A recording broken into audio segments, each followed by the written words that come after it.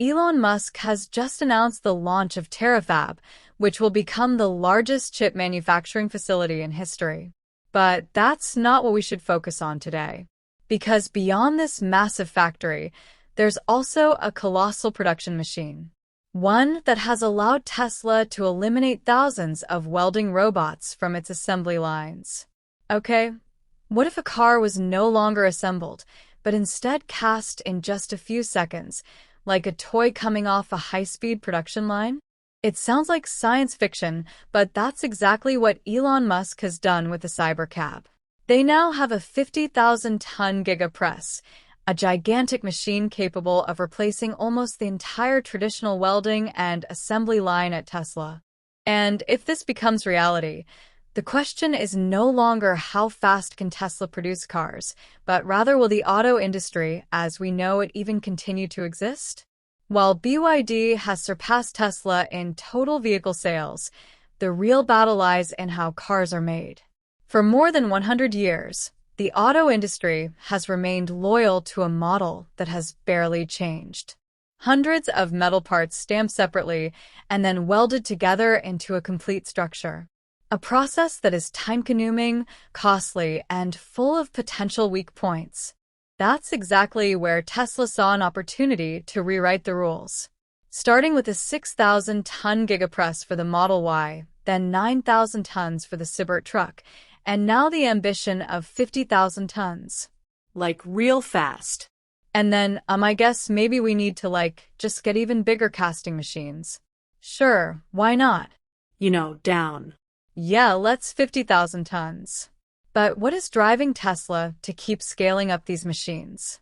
And what mechanism allows such a massive piece of equipment to cast an entire vehicle frame in just seconds while still maintaining near-perfect precision? Yeah, the answer lies in how the Gigapress actually operates. To understand why Tesla dares to envision a 50,000-ton machine, you need to rethink the entire car manufacturing process in a completely different way. No longer assembling, but forming the structure from the very beginning. So, what makes this massive machine so special? And why does Elon Musk need it at its core? This Snort's machine works in an almost insane way. Everything starts with aluminum alloy, the key material in Tesla's design. This metal is fed into a furnace and heated to around 850 degrees Celsius until it turns into a glowing stream of liquid. But this isn't just simple melting.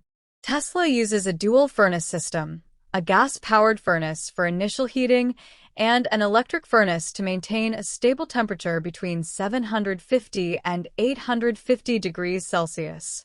Why go through all that complexity just to melt aluminum? You might not realize it, but even a tiny deviation in temperature can create air bubbles or structural weak points in the metal.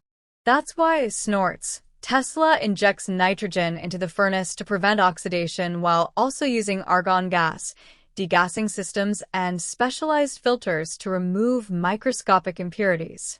Almost every potential defect is eliminated right from the very first stage.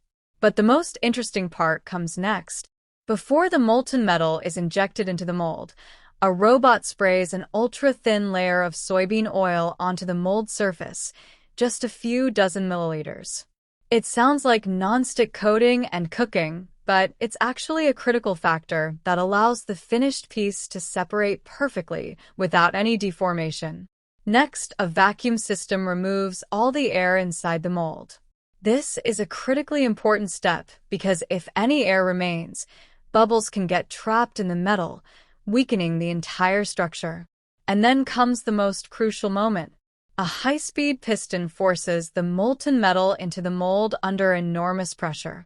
The force is so intense that the metal is pushed into every tiny corner of the mold, leaving no empty space. But this is also where a major challenge arises if the injection is too fast. Air can get trapped. If it's too slow, the metal will cool before fully filling the mold.